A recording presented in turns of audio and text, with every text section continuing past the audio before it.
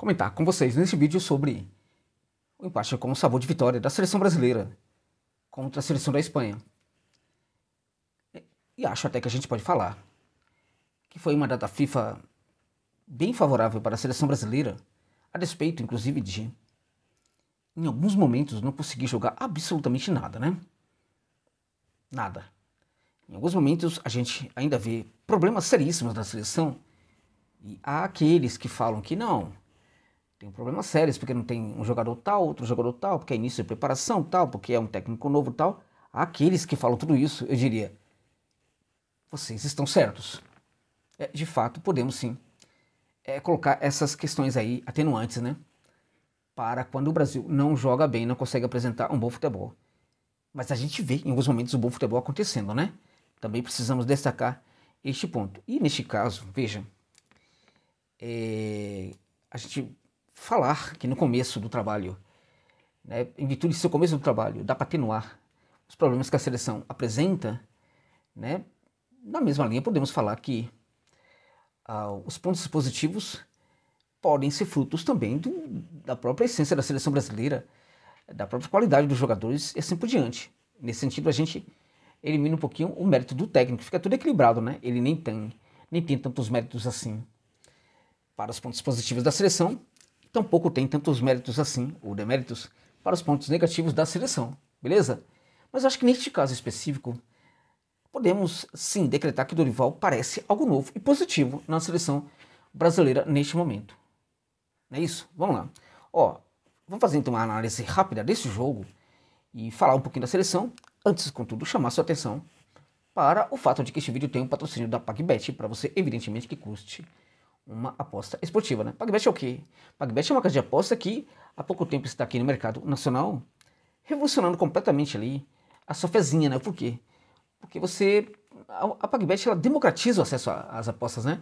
Porque você pode depositar R$1 na PagBet e com este valor de R$1 você já consegue jogar à vontade na PagBet, né? Além disso, você tem cotas extremamente interessantes, das mais altas do mercado. Você tem também um atendimento, né, humanizado durante 24 horas por dia, que é um diferencial impressionante da PagBet. O lema da PagBet é acertou, tá pago, porque se você acertar uma aposta, pode pedir imediatamente o dinheiro para sua conta, que cai imediatamente na sua conta. Por quê? Porque tanto o depósito quanto o saque na PagBet são feitos via Pix, né? Ou seja, tudo, absolutamente tudo, para facilitar a sua vida, né?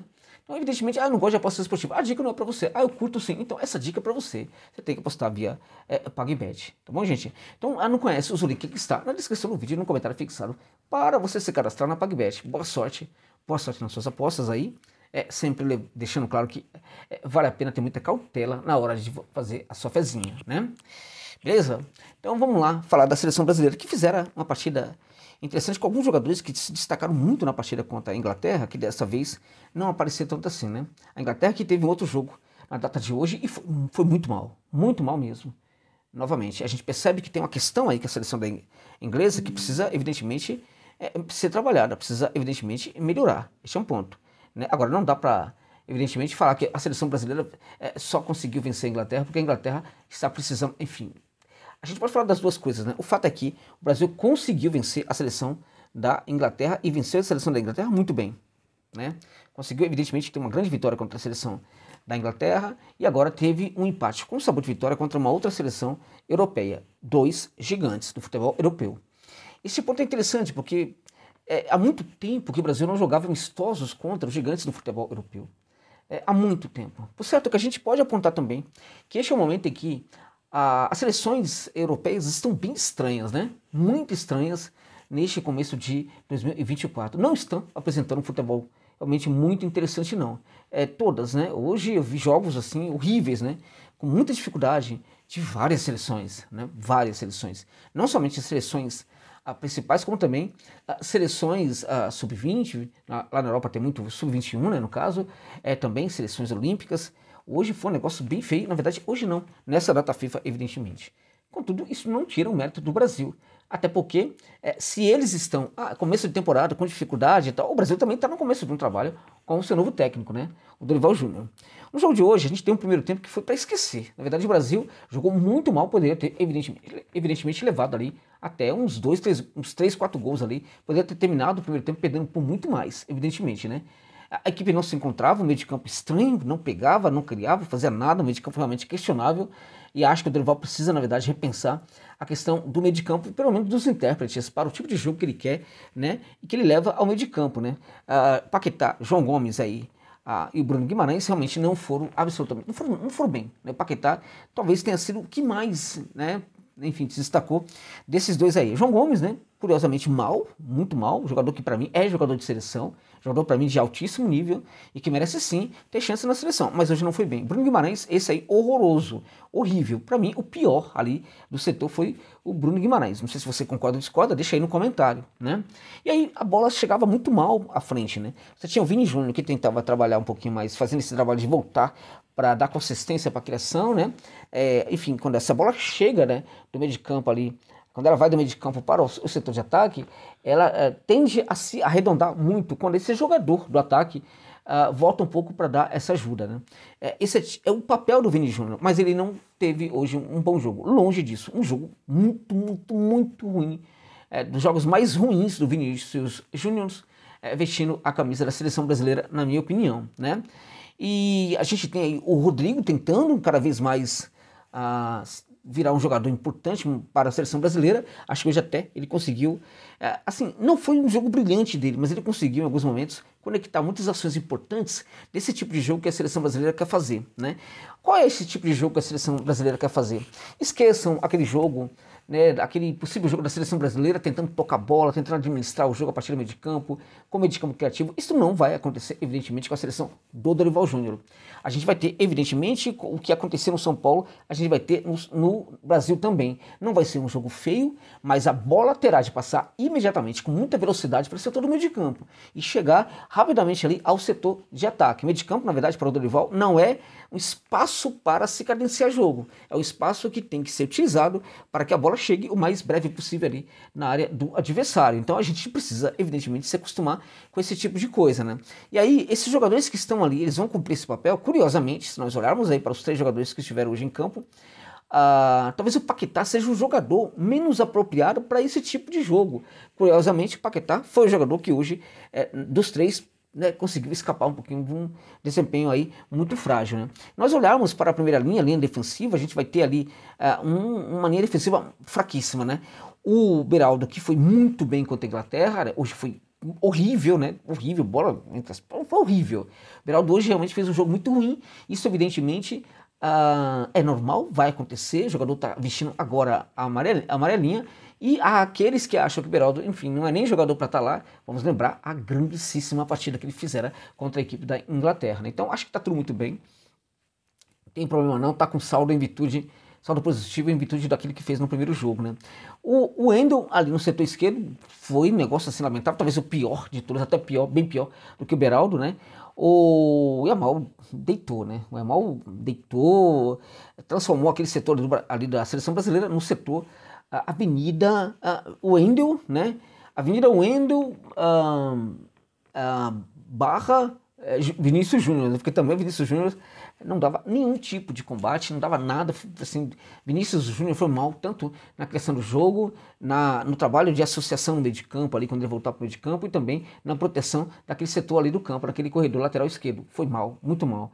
Então, aquele setor foi o pior do Brasil, evidentemente, e muito, muito, muito por causa do Wendel. Acho até que por muito mais culpa do Wendel do que qualquer outro jogador, muito mais culpa do Wendel do que o João Gomes, muito mais culpa do Wendel do que do Vinícius Júnior, né?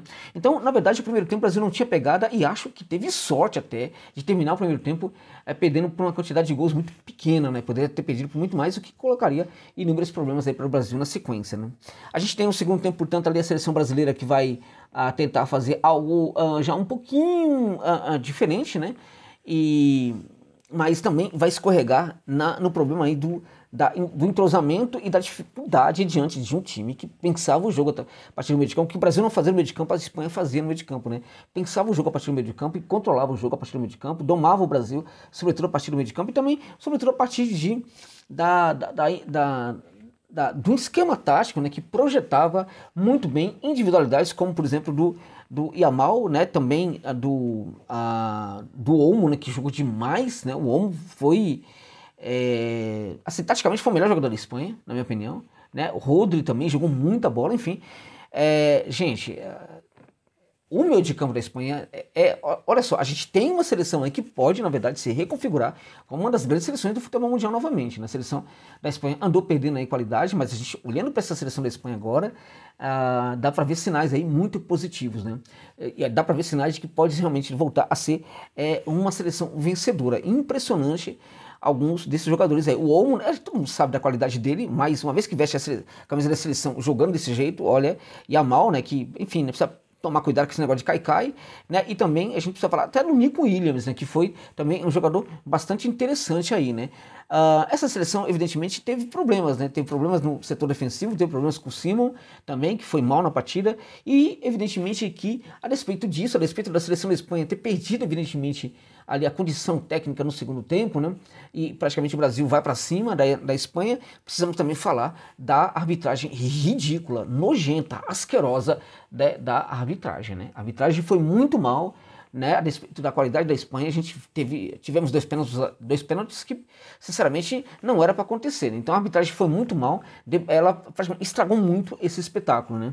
Veja, no fim das contas, o Brasil conseguiu ali ter um segundo tempo muito positivo, foi para cima, né, tentar fazer o gol. Evidentemente que todo o jogo o Brasil teve menos posse de bola do que a seleção da Espanha. É um time que não vai realmente ter posse de bola. A Espanha é um time que vai realmente ter posse de bola. Em 10 jogos contra o Brasil, a gente vai ter 10 jogos em que a Espanha vai terminar com mais posse de bola do que esse time do Brasil, do Dorival Júnior, né?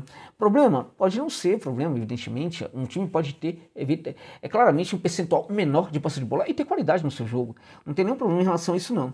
O Brasil, o que me preocupa no Brasil, na verdade, é essa tentativa de chegar muito, muito rápido ali ao campo do adversário, o que leva a uma troca de passe que não é tão apropriada, na minha opinião, para a qualidade dos jogadores que estão vestindo a camisa da seleção brasileira. Então, a troca de passe, ela pode, evidentemente, ser muito curta, não ser muito ampla, quando você tem jogadores que não têm muita qualidade. Quando você tem jogadores de qualidade, a bola pode sim ficar um pouco mais nos pés desses jogadores, né? E aí eu acho que uma troca de passe pode ter um número muito maior quando você tem jogadores com a qualidade dos jogadores da seleção brasileira. Isso é um problema que pode, evidentemente, crescer, né, nessa gestão do Dorival sob o comando da Amarelinha, mas também pode ser que a Canarinha consiga resolver essa equação e virar um grande time aí do futebol mundial. O que a gente viu no final do jogo foi assim, uma garra do Brasil muito grande, conseguir empatar num jogo que no fim das contas foi bem interessante, e o Brasil conseguiu um empate ali. Se fosse para ter um vencedor, seria a Espanha. Agora, valeu muito pela luta brasileira aí, né, que no final, nos acréscimos, conseguiu ter ali o gol de empate, né. Qual é a mensagem que essa seleção deixa, né? A despeito de hoje não ter feito um jogo tão importante assim, eu acho que tem sinais que a gente pode aí pegar, né? A despeito, inclusive, de ter problemas, né, com a gente pegar o perfil do jogador brasileiro e pegar o perfil dessa seleção. Talvez ele tenha uma questão de precisa, na verdade, se casar melhor, né? Precisa ter um casamento melhor entre jogador, perfil de jogador e a percepção do jogo que o técnico tem, né? Mas eu acho que isso pode se resolver. O que eu acho muito importante é que a gente teve um Brasil hoje com cara de time que poderia, na verdade, ter um resultado positivo. Isso é muito importante. A mesma coisa eu vi contra a Inglaterra. Então, o jogo contra a Inglaterra, deixando claro, eu assisti depois, tá? Não consegui ver o jogo no momento, estava com alguns problemas de saúde e tal, mas eu consegui ver o jogo totalmente depois, uma vez e meia, inclusive, mesmo sendo bastante cansativo em alguns momentos, mas eu consegui ver o jogo por mais de 115 minutos ali, por volta de 115 minutos, né, eu vi esse jogo aí, ou seja, mais uma vez eu vi esse jogo aí da seleção brasileira contra a Inglaterra, depois que aconteceu. Então, naquela situação, dava para perceber que o Brasil poderia fazer o gol. Hoje também dava para perceber que o Brasil poderia chegar a fazer gols. No momento do final, eu suspeitei um pouquinho que talvez não fizesse o gol de empate, mas eu já fiquei feliz, inclusive, com o fato de que o Brasil conseguira fazer ali, ter feito o seu segundo gol. Agora, eu vejo sinais, eu vi nessa seleção, quando ela me passou essa impressão que poderia ter feito o gol, eu via, né, algo difícil de explicar nesse momento, né, que vai um pouco contra o meu tipo de análise, mas eu vi o Dorival, eu vi um técnico diferente, né, o bundamolismo do Diniz parece que não estava presente, parecia ter um técnico que, enfim, que tem algo mais, né, tem um perfil maior de técnico de seleção do que era o Fernando Diniz. Então, nesse sentido, eu acho que o Brasil pode ganhar muito com o técnico, que aqui no Brasil é o melhor técnico nacional que a gente tem, o melhor técnico brasileiro que a gente tem é justamente o Dorival Júnior neste momento, né? No final das contas, eu acho que ele fez algumas substituições que foram importantes também. Ele mexe, ele não se preocupa realmente em mexer. Eu acho que ele tem que repensar alguns jogadores aí, como Rafinha e outros jogadores, mas enfim, dá para perceber, por exemplo, que a seleção pode com o Dorival ter uma caminhada bem melhor. E na Copa do Mundo, né, em virtude dos jogos que a gente viu hoje e tal, eu acho que para a Copa América o Brasil pode realmente ser uma força bem maior com o Dorival do que era anteriormente. Quanto à Copa do Mundo, e a despeito até de nós termos visto esses dois jogos contra potências do futebol europeu, eu acho que é prematuro a gente avaliar que a gente vai chegar na Copa do Mundo, vai jogar contra esses caras aí e a gente vai detonar. Porque é outra parada, é outra história, é completamente diferente. Hoje, por exemplo, eu vi o Chile dando uma dificuldade muito grande para o time da seleção da França. Se a gente pegar a Copa do Mundo França e Chile, a França vai deitar, vai passar o rodo, vai passar o carro em cima da seleção chilena. Então é uma outra realidade. Então ainda não dá pra gente pegar e falar, apontar que o Brasil pode ser extremamente diferente a ponto de poder duelar e ganhar alguma coisa de importante contra europeus numa Copa do Mundo. Agora, evidentemente que eu acho que o técnico que hoje comanda o banco de reservas da seleção brasileira é um técnico com muito mais autoridade do que era, né, o interino chamado Fernando Diniz. Esse sim tem cara de técnico, tem perfil de técnico e acho que com ele o Brasil pode sim sinalizar algumas coisas positivas. Eu vi hoje isto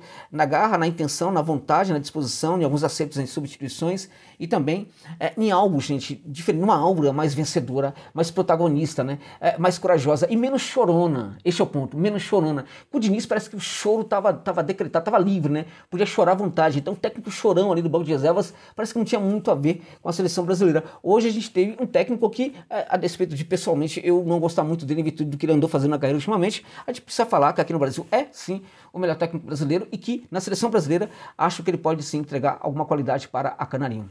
É isso, meus amigos. Muito obrigado por gentileza ficarem comigo neste longo vídeo aqui até o final.